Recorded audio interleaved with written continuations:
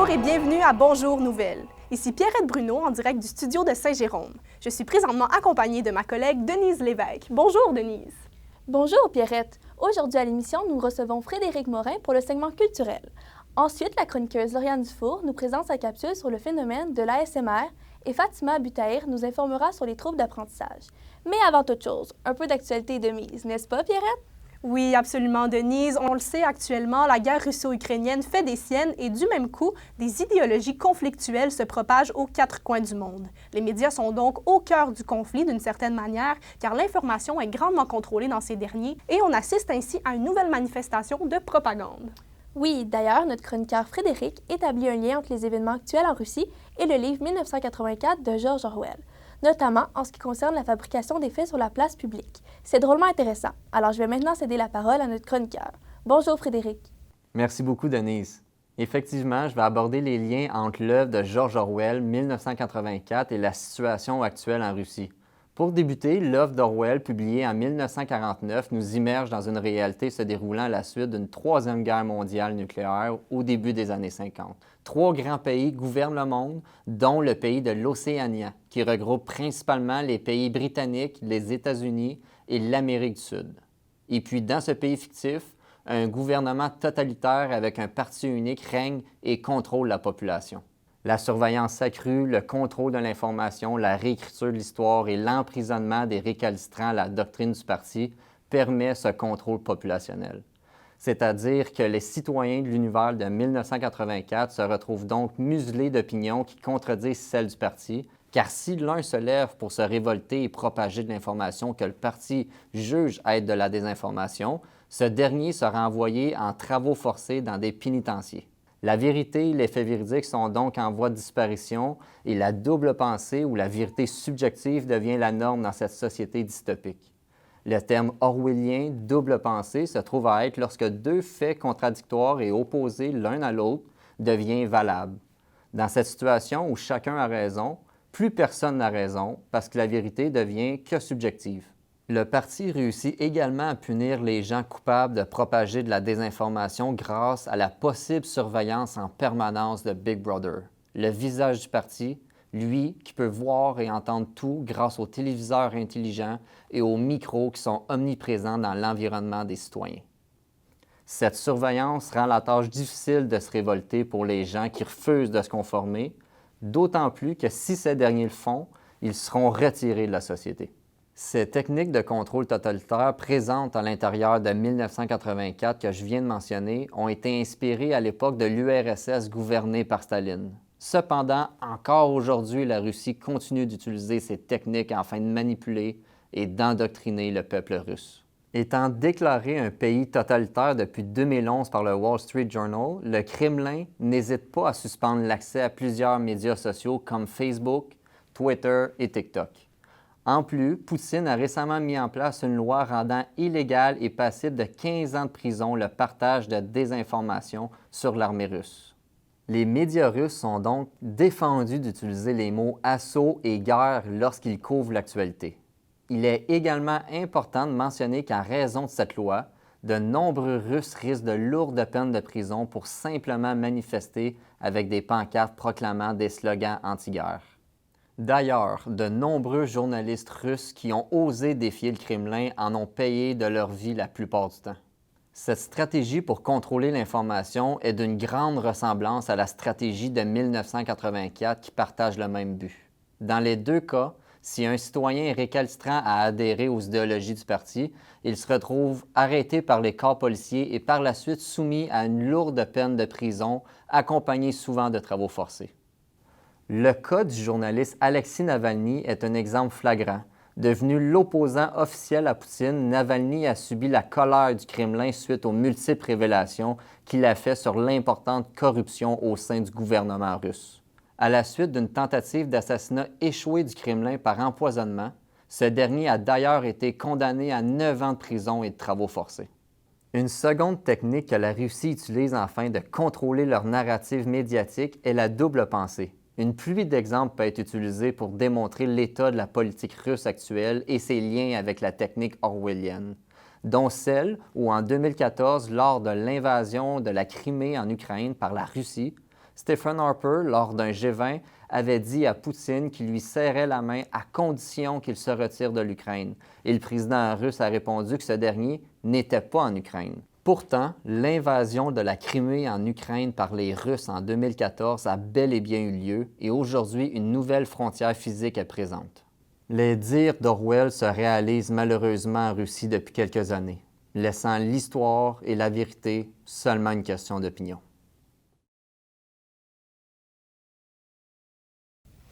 Merci beaucoup Frédéric pour cette chronique très pertinente. Maintenant, c'est le moment de la capsule informative du jour, n'est-ce pas?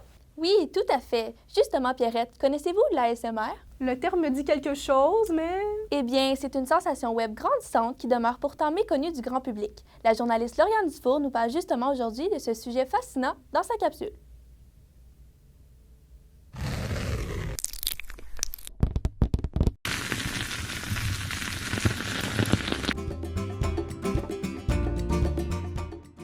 La SMR? L'ASMR, genre ASMR. Des actions qu'on pose pour le réchauffement climatique. C'est bon? Je dirais plus c'est comme les petits bruits que les personnes font dans des micros. C'est tellement satisfaisant. Je m'endors là-dessus, là. Ben, l'ASMR, c'est quelqu'un qui fait des bruits, genre chuchoter dans un micro. Dans le fond, d'après moi, les ASMR, c'est des bruits ou n'importe quelle stimulation dans notre environnement ou n'importe quoi qui peut donner un certain plaisir à une personne. L'ASMR est l'acronyme de Autonomous Sensory Meridian Response, ou réponse sensorielle méridienne autonome. Autonome parce que c'est une réaction spontanée du corps, sensorielle parce qu'il est lié au sens, et le mot méridienne est là pour signifier les pics d'émotion. L'ASMR est une réaction du corps, un état émotionnel complexe qui n'est pas expérimenté par tous. Il se définit par une sensation de calme, de plaisir même, et de picotement agréable. L'ASMR est déclenché par des types de stimuli auditifs ou visuels spécifiques qu'on appelle triggers ou déclencheurs. Il est possible de constater principalement 4 types de stimuli distincts qui provoquent cette réaction. Les chuchotements, Rendez-vous ASMR, l'attention personnelle, les sons clairs et les mouvements lents. C'est pour la première fois en 2010 que le terme ASMR a été employé pour décrire cette sensation. C'est Jennifer Allen, une amatrice d'ASMR, qui l'a inventé par souci de le distinguer de toute pratique à connotation sexuelle, car l'ASMR a pour but la détente, le sommeil et la réduction du stress, tout simplement. Certains disent également que ce serait Bob Ross, un animateur de télévision des années 80-90, qui serait le père fondateur de ce type de vidéo provoquant l'ASMR. Bob Ross peignait des paysages en détaillant d'une voix calme et douce les étapes de création dans le show The Joy of Painting. J'ai l'impression qu'avant le dodo, peut-être des gens, mettons, avant de s'endormir, pourraient là, écouter des vidéos d'ASMR. Ça les détendrait. Ben moi, j'en écoute à tous les soirs avant d'aller m'endormir parce que ça m'aide à me relaxer puis à mettre mon cerveau à off un peu aussi. Ben, je crois que pour les autres, c'est relaxant, c'est des petits bruits. Puis souvent, on associe justement les personnes qui chuchotent ou les petits bruits pas forts à quelque chose de relaxant ou quelque chose comme qu'on écoute avant d'aller se coucher. Moi, j'écoute ça, puis je m'endors, j'oublie tout, puis je me concentre là-dessus, c'est relaxant. Ben, ça m'arrive une fois de temps en temps avec mes amis d'écouter ça pour rire, puis pour me détendre, on peut dire, mais c'est plus rare. Ben, même raison pourquoi les gens consomment du foot fétiche, là, pour des petits fantasmes, là, des trucs kinky un peu. Ça doit être ça. Ce qu'on recherche en consommant de l'ASMR, c'est un sentiment de bien-être, des sensations agréables, de frissons relaxants et excitants. Le spectateur est plongé dans un univers d'intimité sonore ou visuelle, et l'ASMR peut représenter une forme d'exutoire, un moment pour soi qui permet de se libérer l'esprit. L'ASMR est souvent ressenti au niveau du cuir chevelu, de la nuque, des épaules et parfois même jusque dans le bas du dos ou dans les jambes et les bras. Le scientifique américain Yannick Bresson soutient l'idée que l'ASMR pourrait être capable de nous faire replonger dans des sensations de notre enfance et ce pourrait être le point de départ de l'effet ASMR. Par exemple, ça nous rappellerait les chuchotements d'une mère, une personne extérieure s'occupant de nous, et ce, toujours dans une atmosphère paisible et calme. Une étude menée en 2015 par le département de psychologie de l'Université Swansea au Royaume-Uni a démontré que, s'apparentant à la méditation, l'ASMR pourrait aider des personnes souffrant de dépression. L'ASMR peut également améliorer l'humeur et apaiser certaines formes de douleur. Malgré sa popularité grandissante, l'ASMR ne fait pas l'unanimité. Et beaucoup encore jugent ce phénomène comme bizarre. C'est assez désagréable, fait que je préfère pas regarder ça. Les petits bruits, ça me gosse en général. Là. Quelqu'un qui mange fort devant moi, je suis pas capable. Là. Fait qu'on dirait ça, le ASMR, c'est genre ça, mais fois 1000. Fait que c'est comme... Non. Surtout les bruits de bouche, ça donne vraiment mal au cœur. Puis c'est ça, c'est inutile.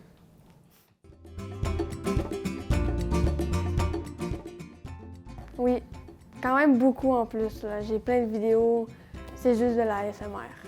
Personnellement, j'aime pas ça. Je trouve que ça me stresse plus que d'autres choses. C'est des petits bruits agressants plus que relaxants pour moi. Certaines vidéos, par exemple, quand deux choses s'agencent complètement parfaitement, là, je sais pas, j'aime ça. Une nouvelle étude initiée par Deezer, une plateforme française de streaming de musique, a révélé qu'à part la détente et la réduction du stress, la génération Z était la seule à consommer de l'ASMR pour se divertir. En plus de tous ces bienfaits, le contenu d'ASMR est gratuit, accessible et offre une diversité de contenus impressionnante. Depuis les dernières années, l'ASMR est un phénomène extrêmement populaire sur les réseaux sociaux. Les créateurs de contenus d'ASMR les plus connus gagnent assez pour vivre de cette activité. L'ASMR est un des sujets de recherche les plus populaires sur YouTube. C'est plus de 13 millions de vidéos qui y sont consacrées. Une chose est sûre, que l'on aime ou pas, l'ASMR ne laisse personne indifférent. Vraiment intéressant comme phénomène. Nous allons maintenant faire une courte pause et au retour, une entrevue avec l'enseignante Sophie Trahan nous attend pour aborder les troubles d'apprentissage. Restez des nôtres!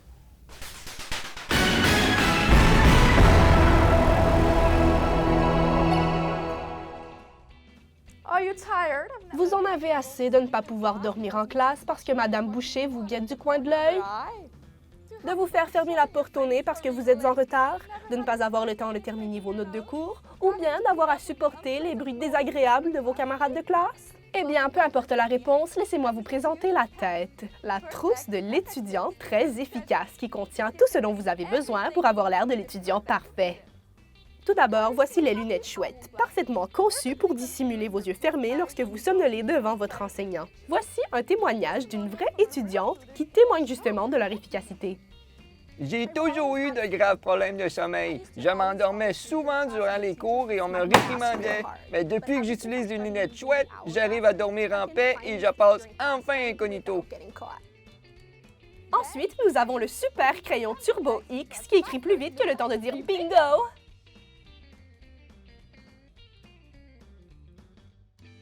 Nous avons également les super souliers à roulettes rétractables vous permettant d'aller si vite que vous ne pourrez plus jamais arriver en retard.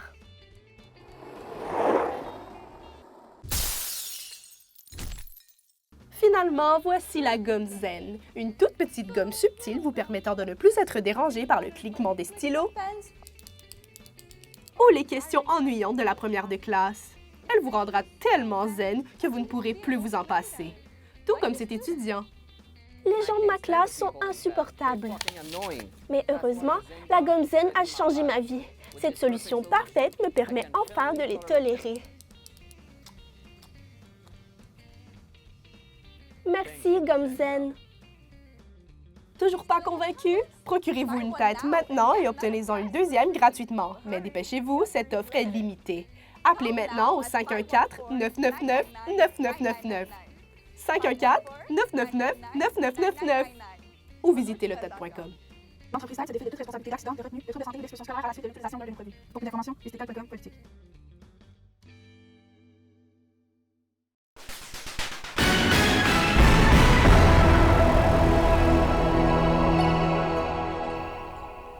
Bonjour et re-bienvenue à Bonjour Nouvelles. En cette seconde année de pandémie, les séquelles post-confinement sont toujours présentes dans la société québécoise, notamment dans le domaine de l'éducation. Effectivement, c'est maintenant connu, l'école en ligne a gravement affecté la santé mentale et la vie sociale des jeunes, mais aussi leur succès académique. Selon le ministère de l'Éducation, plus de 240 000 élèves au primaire et au secondaire présentent un diagnostic de troubles d'apprentissage ou du comportement. Nous avons la chance aujourd'hui de pouvoir vous présenter un entretien entre la journaliste Fatima Butahir et Sophie Trahan, enseignante spécialisée en troubles d'apprentissage au Cégep de Saint-Jérôme.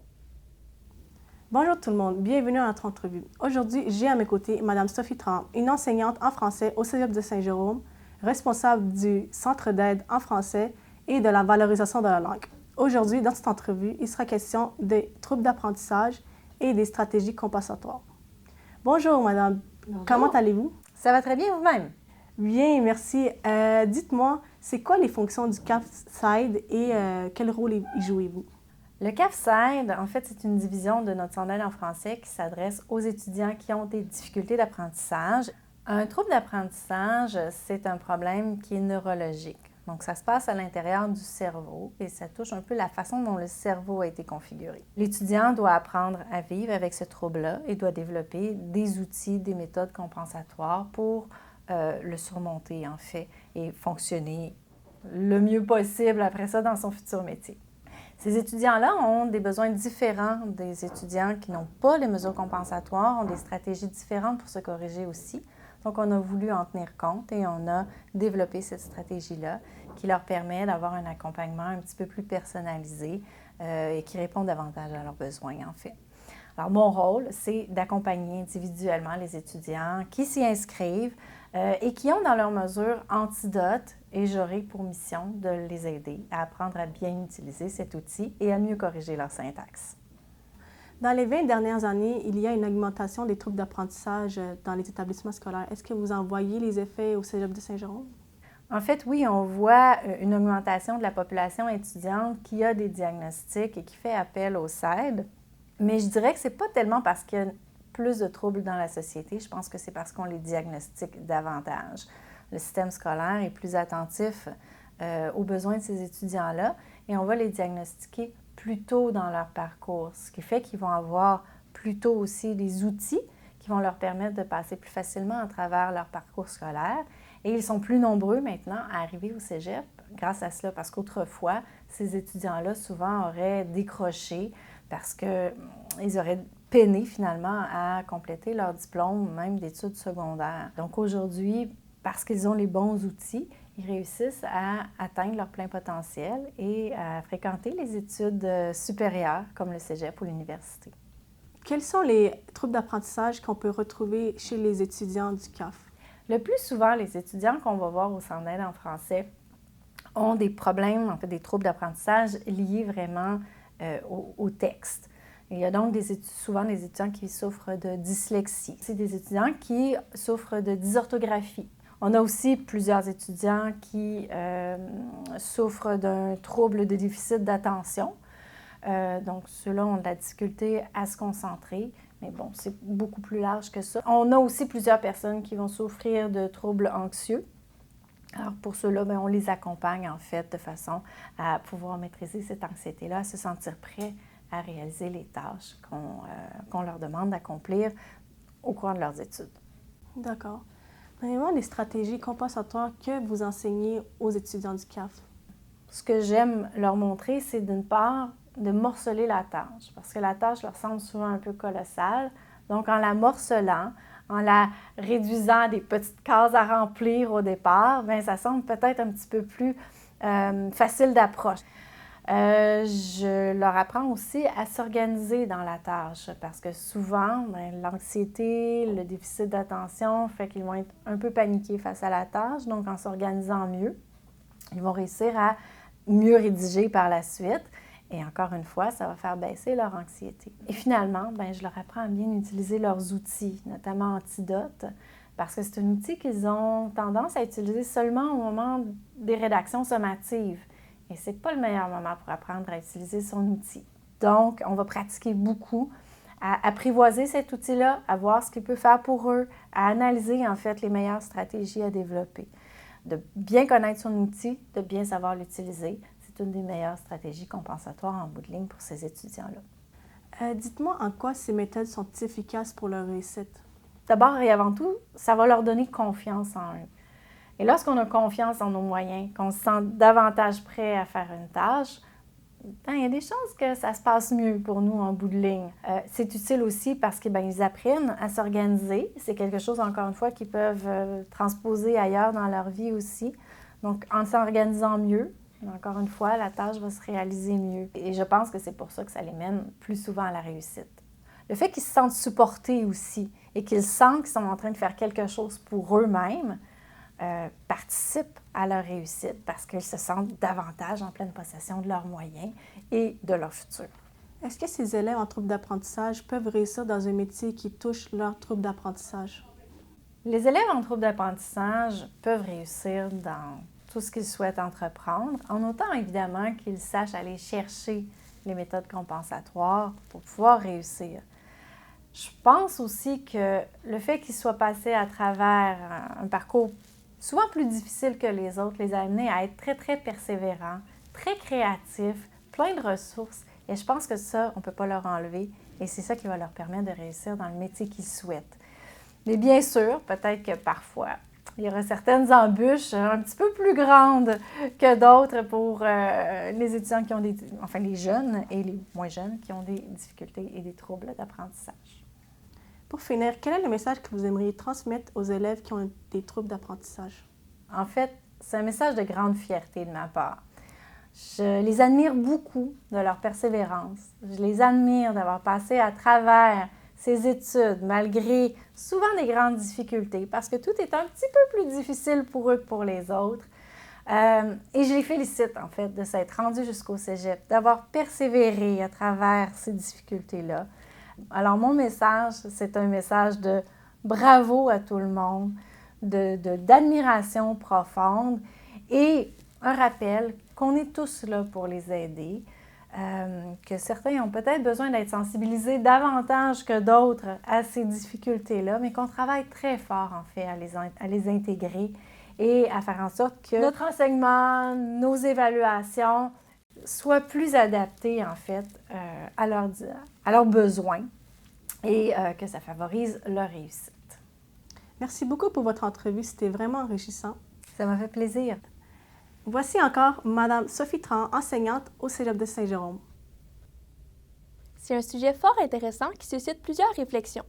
On nous a transmis un beau message d'espoir, en souhaitant que ce sujet conscientise le plus de gens possible. Pardonne-moi, Denise, on me dit à l'oreille que je dois t'interrompre pour introduire un segment imprévu à l'émission, c'est-à-dire un bulletin de nouvelles provenant, croyez-le ou non, mesdames et messieurs, directement du futur. Il semblerait que l'un de nos recherchistes, qui est passionné de science, a réussi pour la toute première fois à faire fonctionner une machine à voyager dans le temps. C'est un moment historique que nous vivons présentement. Notre équipe a parcouru un siècle tout entier et nous a ramené un bulletin de nouvelles de l'an 2122. Sans plus attendre, voici l'extrait que l'on a récupéré.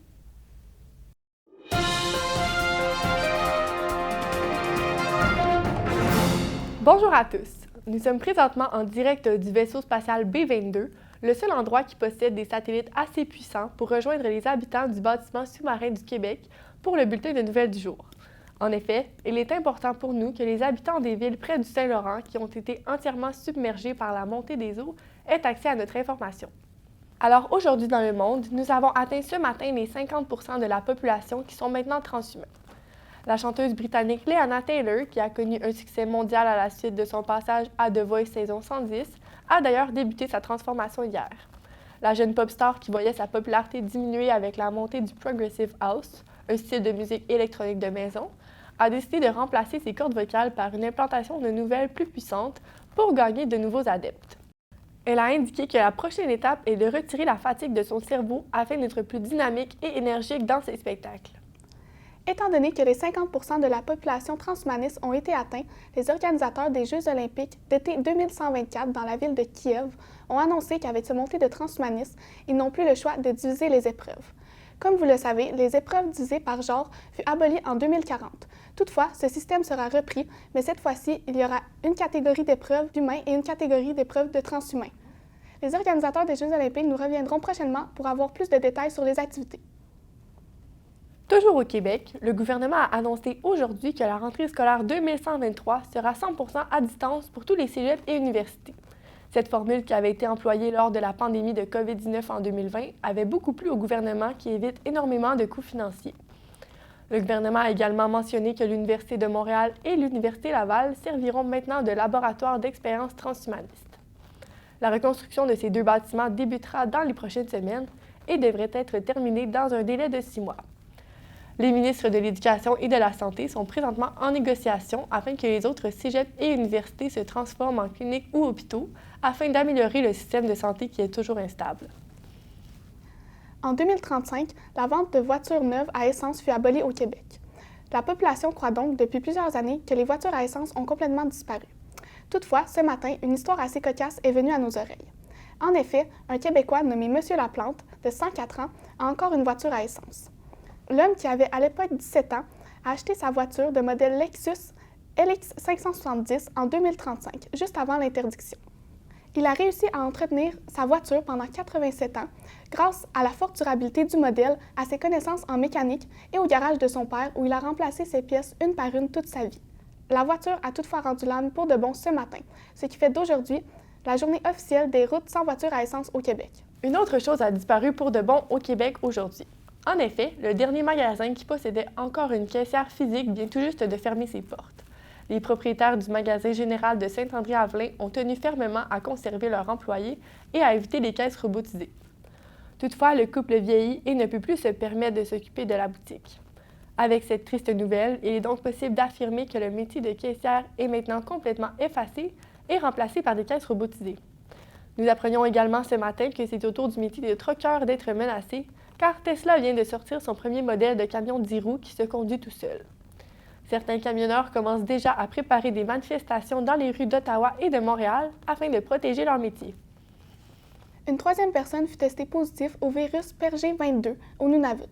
Ce virus semble toutefois plus virulent chez les animaux. En effet, une vingtaine d'espèces sont touchées et sont maintenant en voie d'extinction. Plusieurs ont même migré vers le sud.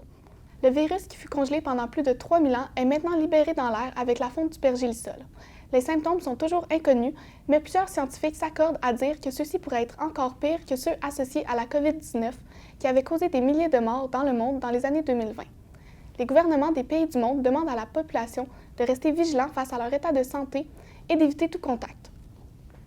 Nous désirons souhaiter bonne chance à toutes les personnes qui subissent les contre-coups des inondations dans le monde et nous vous laissons entre les bonnes mains de notre présentatrice météo, Katia Nantel, qui pourra vous donner davantage d'informations sur ce phénomène météorologique.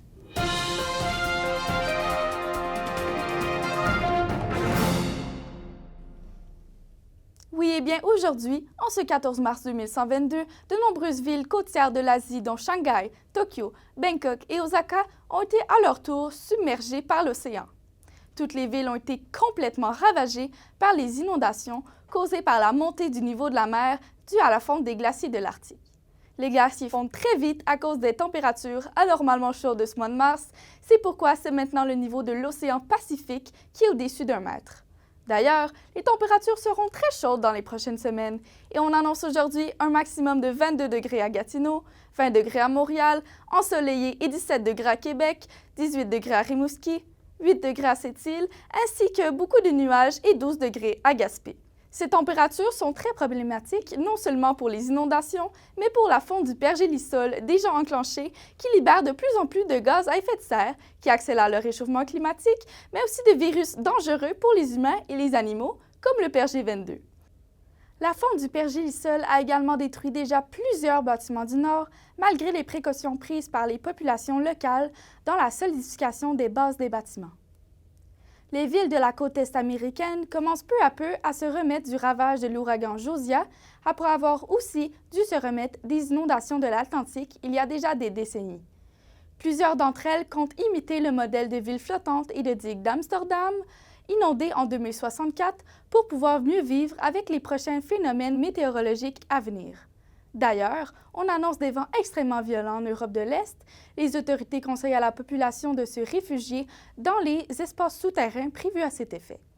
Des milliers de réfugiés climatiques cherchent refuge et l'Organisation internationale pour les migrations, avec le soutien financier de plusieurs pays du monde, est en train d'amasser de l'argent pour les nouvelles maisons de ceux qui l'ont perdu notamment en construisant d'autres sous-marins. C'était Katia Nantel pour le bulletin météo du 14 mars 2122. Pour conclure les nouvelles du jour, si vous désirez aider les réfugiés climatiques, il est possible de faire un don sur le site web de l'Organisation internationale pour les migrations ou en textant au 900-800-7000.